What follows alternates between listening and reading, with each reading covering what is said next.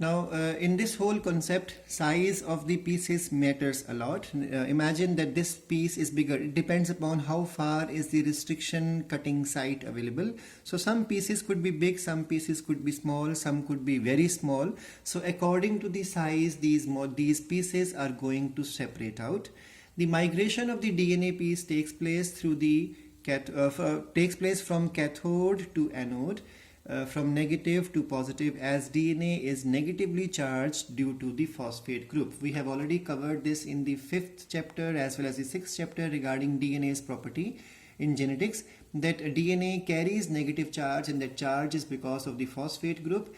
And in this concept of gel electrophoresis, the cathode is negative pole, and the anode is the positive one. So the DNA, being a negatively charged molecule, will always move from negative to the positive end. That means it will move towards the anode. And agarose gel is a polysaccharide extracted from the seaweeds, and separation of this DNA fragment move according to the size. Smaller the fragment, farther it will go. We all know that the agarose gel will carry holes in there, and through that hole the DNA has to move through. So the longer the piece of DNA, it will get stuck somewhere here and there, and that's why its movement will be less. So the molecule, the piece of the fragment of the DNA which is smallest will be able to migrate the maximum, because the smaller the size is, less resistance it will face because of the gel, and gel is the medium here. So the separating DNA molecules move according to their sizes, and smaller the DNA fragment, farther it will go towards the anode. From the NCERT also I will make you understand this. The separated DNA fragments can be seen only after staining with ethidium bromide. Now all these DNA fragments are invisible to us because they are nanoscopic. They don't have any color of as such. So that's why we need ethidium bromide dye. This dye, now these names you have to learn the spellings as well as the symbols. So ethidium bromide is used in this concept, and once ethidium bromide is attached with the DNA pieces, now this whole gel is supposed to be exposed to ultraviolet radiation, and under the ultraviolet radiation this dye is going to give bright orange color. So that's why those DNA fragments will appear bright orange in color. So now they are visualized, so they become visible after staining with the ethidium bromide dye and then observing under UV radiation.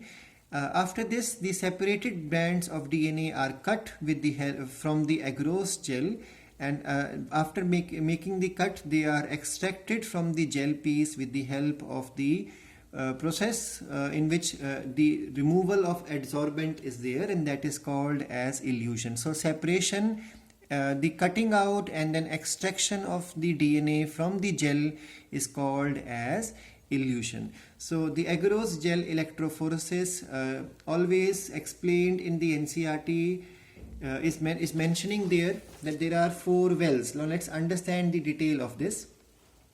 In this whole concept, what we do is, first of all, we take the agarose gel, which is available in the form of powder with the people who are selling these things for the chemistry labs or otherwise the biochemistry labs. So when this powder is taken and it is mixed in water and then it is heated up, it starts becoming a liquid. And once it becomes a good liquid in its consistency, then now what is done is 2 plates of plastics are taken and they are put in this manner with some gap kept in between. Now how to seal it? There are plastic plates which are kept like this on 3 sides, and then this is kept in between. Now because of those plastic plates, there is a small gap in between, and after this good quality sellotape is used on the 3 ends so that the whole thing becomes sealed. Now there is a small cavity created between 2 plastic plates, and then there are rods which are kept here to maintain a gap in between. Once this gap is created, this liquid seaweed extract, or you can say the agarose gel, is added into it. And when you we all know this liquid will turn into gel as it becomes as it starts cooling down. So once the temperature of this seaweed extract is brought down, it will become like a jelly, and before it becomes a jelly, a comb-like structure is inserted inside, so that there are some spaces created, and once this liquid becomes a jelly, that comb-like structure is taken out. Now once you take out that, there will be finger-like projections left inside, and NCRT is calling those finger-like projections as wells. So in those wells, now DNA is added with the help of micropipette. Micropipettes are used in biotechnology labs, and micropipettes have calibration, so even microliter of the DNA can be easily added into it. So very small amount of DNA is added in these wells. Now what is the importance of these 4 wells? The first well show you the movement of DNA without digestion by restriction endonuclease enzyme. So this is the whole piece of DNA. Now the second well, because try to remember this thing, that we are giving time, we are giving variable time to the enzyme to cut the piece of DNA, cut the whole DNA which you have in which you have the gene of interest. So after some amount time, you will again take out some amount of DNA and put it in this well. Now because you have given some time to the enzyme, it has made cuts. So how many cuts it has made? 3 cuts. That's why 1 2 3 4 4 pieces are created. You give some more time to the enzyme, take out the sample, put it in the third well. Now you will see that there are 1 2 3 4 5 pieces. That means the 4 cuts are made. So now this could be the last one. So after giving maximum time to the enzyme to function, it has cut now the full length of DNA. It has gone through the full length of DNA, inspected it and made cuts.